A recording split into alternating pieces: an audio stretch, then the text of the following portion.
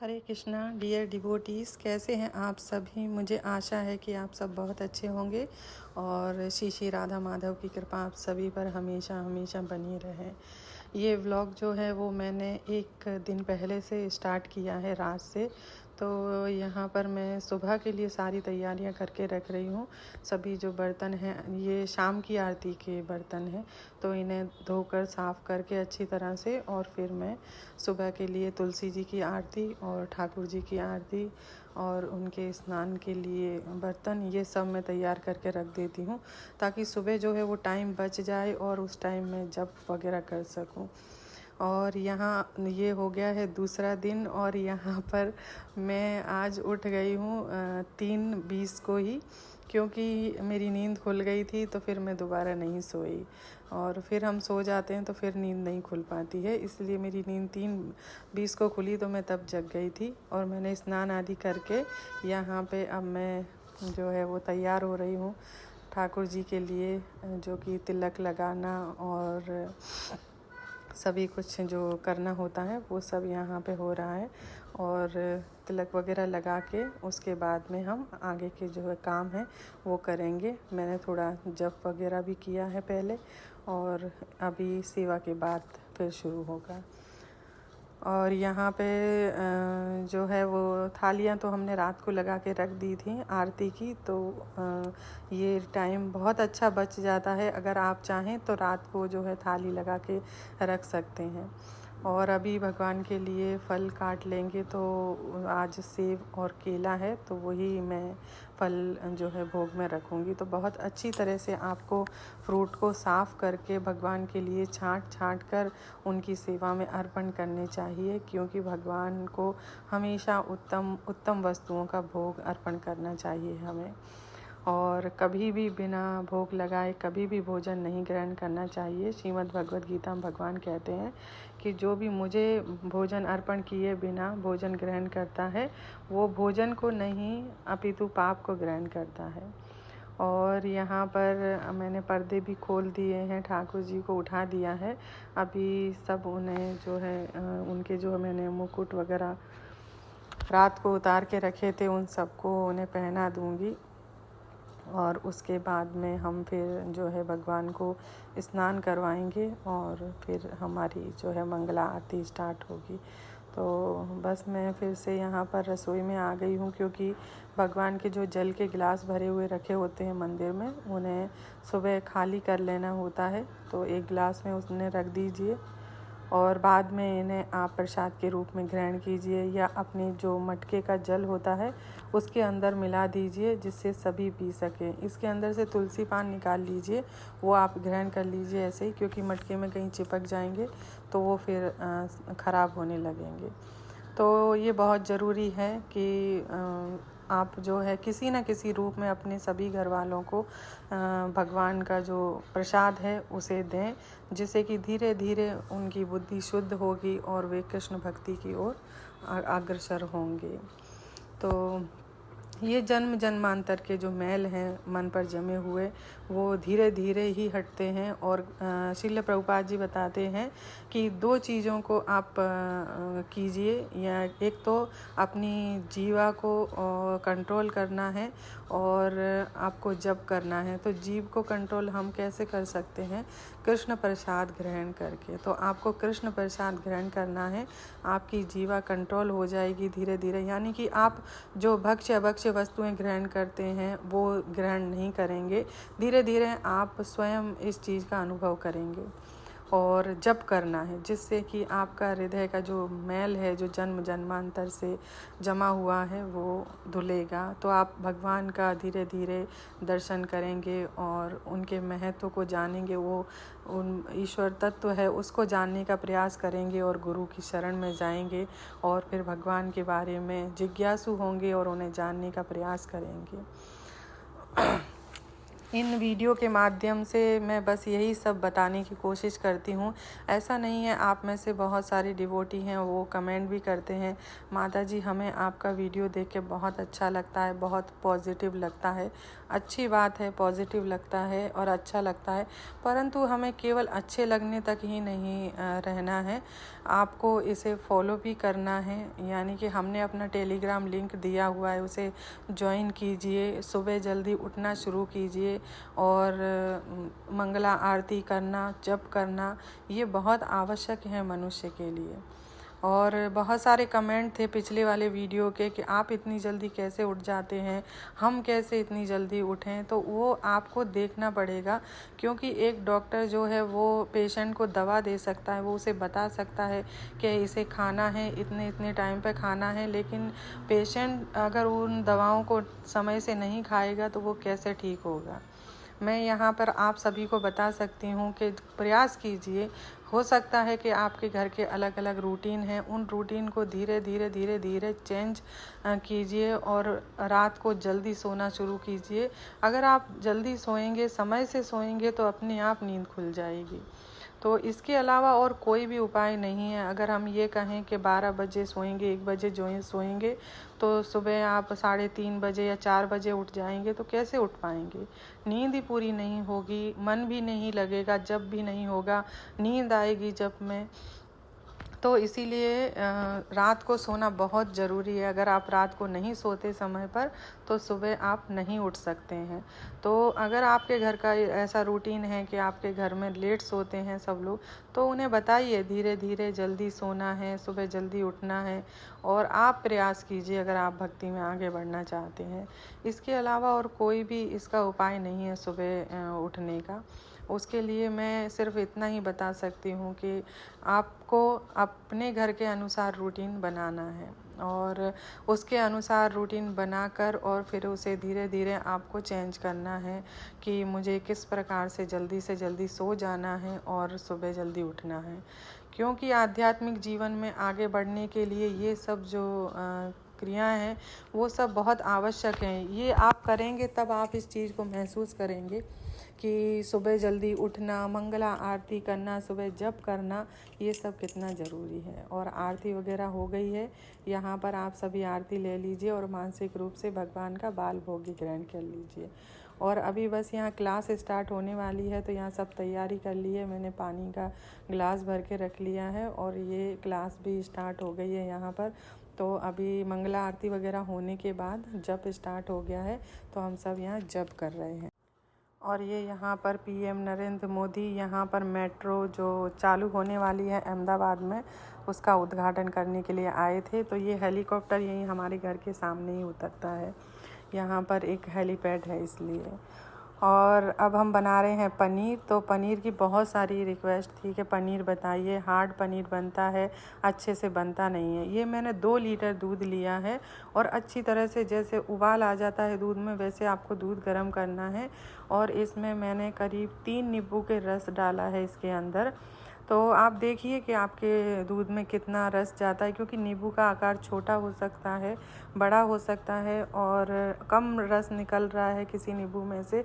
तो मैंने बड़े बड़े साइज़ के जो है 3 नींबू लिए हैं, क्योंकि दूध को फाड़ने के लिए बहुत खट्टा होना ज़रूरी है। आप चाहें तो इसे विनेगर से भी फाड़ सकते हैं, उससे और भी जल्दी और अच्छी तरह से फट जाता है। तो यहाँ पर जो है मैंने नींबू का रस डाल दिया है और गैस बंद कर देनी है आपको। इसके बाद आप इसको धीरे धीरे ऐसे हिलाएंगे तो ये अपने आप ही फटने लग जाएगा। ये देखिए पानी अलग हो गया है, दूध अलग हो गया है। गैस चालू रखेंगे और ये अगर उबलता रहेगा तो ये हार्ड हो जाएगा पनीर। तो इसीलिए पनीर अगर आपका हार्ड हो जाता है तो वो इसलिए हार्ड होता है कि आपको उसको उबालना नहीं है। और दूसरा टिप जो है वो मैं और अभी आगे दूंगी। सारा जो मैंने पनीर है वो एक मलमल के कपड़े में इस तरह से डाल दिया है। अगर आपको बाज़ार जैसा पनीर चाहिए तो आपको इस तरीके से उसको जमाना है जैसे मैं बता रही हूँ, मलमल के कपड़े में। और अगर आप घर में ही इस्तेमाल करना चाहते हैं रोज़ में कभी भी बनाकर, तो आप ये जो छलनी है नीचे डायरेक्ट इसमें डाल दीजिए और पानी इसमें निकल जाएगा, फिर आप उसको यूज़ कर लीजिए। और यहाँ पर ये पानी है, इसको आप चाहें तो आटा लगाने में या पीने में इस्तेमाल कर सकते हैं। ये बहुत अच्छा होता है पीने के लिए और आटा लगाने के लिए। और इसको देखिए, मैंने बिल्कुल भी जो पनीर है उसको दबाया नहीं है। किसी भी तरह से आपको दबाकर इसे निचोड़ना नहीं है। अगर आप वो करेंगे तो इसका पानी जो है दबाव से निकलने की वजह से ये कड़क हो जाता है पनीर। ये एक सांचा है जिसमें मैंने पनीर को रख दिया है। ये जो बर्तन की शॉप है वहाँ मिल जाता है। तो इसके अंदर हम इसे रख देंगे और इसका एक ढक्कन होता है ऊपर लगाने का, उस ढक्कन को इसके ऊपर रखेंगे और एक वजनदार चीज़ इसके ऊपर रख देंगे और करीब 1-1.5 घंटे के लिए इसे ऐसा ही रखा रहने देंगे। धीरे धीरे इसका पानी निकलता रहेगा, जितना निकलना है उतना निकलेगा, उससे ज़्यादा नहीं। और हम हाथों से दबा दबा कर निकालते हैं तो उसका पूरा पानी निकाल देते हैं, जिसकी वजह से पनीर हार्ड हो जाता है। और पहला काम ये गलत करते हैं कि पनीर जब बनता है तो हम उसको उबालते रहते हैं गैस के ऊपर। तो आपको वो ध्यान रखना है कि जैसे ही एक बार दूध में उबाल आ गया, आपको गैस बंद करके फिर नींबू का रस डाल के उसको फाड़ना है। और विनेगर से भी आप फाड़ सकते हैं, वो उससे भी बहुत अच्छा पनीर फटता है। और यहाँ देखिए, मैं टच करके बता रही हूँ कि कितना सॉफ्ट बना है। अभी मैं आपको आगे काट के भी इसे बता देती हूँ। तो आप ठाकुर जी के भोग के लिए बाहर से पनीर ना लेकर आएँ। बेहतर है कि आप घर में बनाएं, क्योंकि जो घर में बनी हुई चीज़ें होती हैं वो अधिक शुद्ध होती हैं। बाहर जो चीज़ें बनती हैं, पता नहीं उन्होंने किस मनोवृत्ति से, किस भाव से चीज़ें बनाई हैं, तो वही भाव उन वस्तुओं में आता है जो हम ग्रहण करते हैं। इसीलिए हम मना करते हैं कि बाहर से वस्तुएं नहीं लेकर आनी है। जितना हो सके घर पे बनाइए। और कितने आराम से पनीर कट गया है, एकदम सॉफ्ट बना है। ये देखिए, मैं आपको दबा के दिखा देती हूँ। एकदम मुलायम और सॉफ्ट पनीर है। तो आप घर पे इसको इस तरह से, बिल्कुल बाज़ार जैसा लग रहा है कि बाज़ार से लेकर आए हैं। एकदम परफेक्ट पीस इसके बने हुए हैं। ये देखिए, कहीं पर भी कोई दरार वगैरह कुछ भी इसमें नहीं दिख रहा है। तो इसी तरह से मैं घर पे पनीर बना लेती हूँ जब भी मुझे ठाकुर जी को भोग लगाना होता है। तो आप भी बनाइएगा। और यहाँ पर मैं राजमा की टिक्की, और उसे हम कटलेट भी बोल सकते हैं, वो बना रही हूँ। तो ये मैंने यहाँ पर राजमा उबाल लिए थे, 4-5 सीटी लगा दी थी इसमें, और फिर इनको पीस लिया है। फिर यहाँ पे मैंने इसके अंदर थोड़े से, यानी कि 4-5 चम्मच जितने पोहा होते हैं उन्हें पीस के डाल दिया है इसके अंदर। और अब जो है इसके अंदर हम एक आलू कद्दूकस कर देंगे। तो मैंने जैसे 1 कप जितना राजमा लिया होगा और उसके अंदर एक आलू डाला है। आप अंदाजे से ले सकते हैं कितना क्या लेना है। तो आलू जो है वो बाइंडिंग के लिए हमें चाहिए। और यहाँ पे एकदम बारीक काट के हम हरा धनिया डाल देंगे इसके अंदर, इससे अच्छी खुशबू आती है इसमें। और जब भी आप कुछ भी बनाते हैं, भगवान को ध्यान में केंद्र में रखकर आपको बनाना है कि ये वस्तु मैं ठाकुर जी के भोग के लिए बना रही हूँ या बना रहा हूँ, और उन्हें मैं अर्पण करूँगा या करूँगी। एक हरी मिर्च काट के डाल दी है। आप चाहें तो हरी मिर्च को कूट कर इसके अंदर डाल सकते हैं। और थोड़ा सा मैंने धनिया पाउडर डाला है, और ये थोड़ी लाल मिर्च पाउडर, ये बिल्कुल भी तीखी नहीं है, कश्मीरी लाल मिर्च पाउडर है, वो है सिर्फ कलर के लिए। और थोड़ी सी, यानी कि 2 पिंच जितनी हल्दी डाली है, 1 पिंच जितना गरम मसाला इसके अंदर डाला है।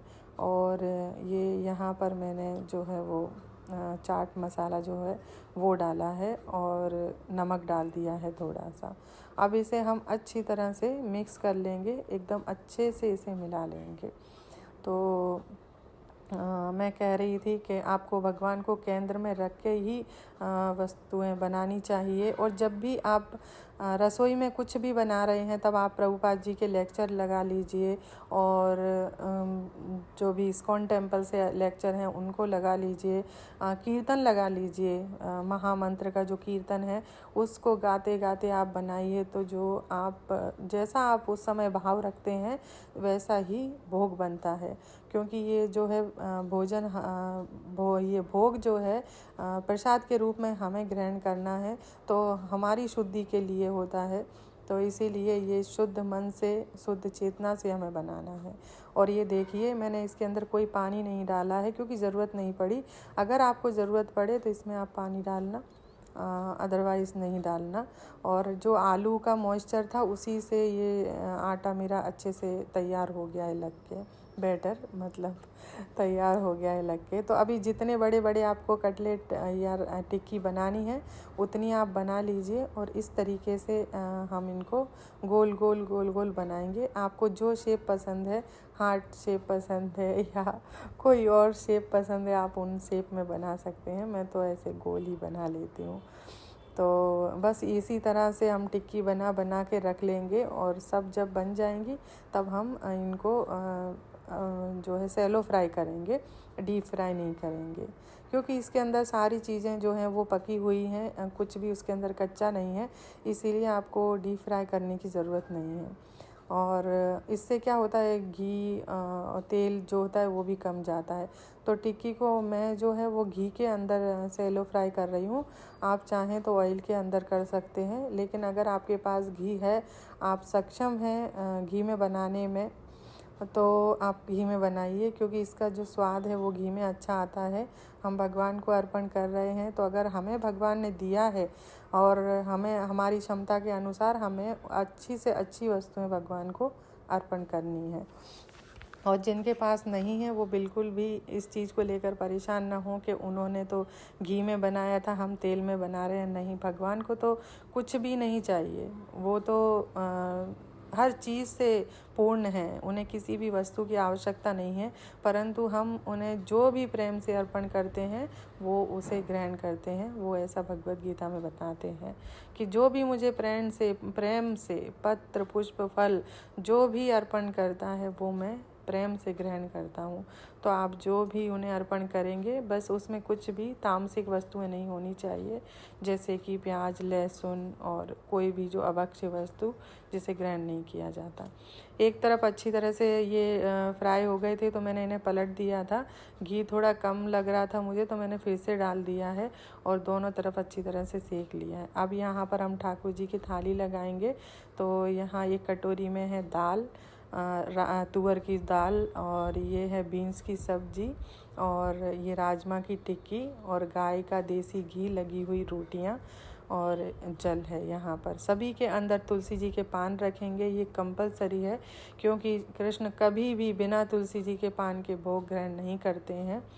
और इसीलिए सभी को इसी प्रकार से थाली लगानी है और ठाकुर जी को तुलसी पत्र रख कर ही भोग लगाना है।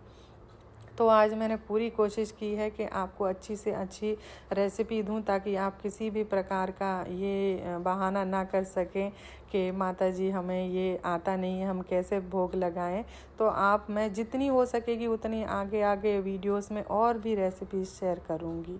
तो आप इनको भोग लगाइए, ठाकुर जी को प्रसाद के रूप में ग्रहण कीजिए। यहाँ पर हमारे घर में प्रभु जी आए थे शाम को, तो उन्होंने कीर्तन किया, हमारी शाम की आरती भी यहाँ पर हुई, गौर आरती, और उसके बाद में उन्होंने प्रसाद ग्रहण किया, फिर वो चले गए। तो वीडियो कैसा लगा? अगर अच्छा लगा है तो प्लीज़ लाइक शेयर कीजिएगा, अपने फ्रेंड के साथ इनको शेयर कीजिए, ताकि जो भक्ति में आना चाहते हैं वो कृष्ण भक्ति में आ सकें। और इसके बाद धन्यवाद। हरे कृष्णा, हरि बोल।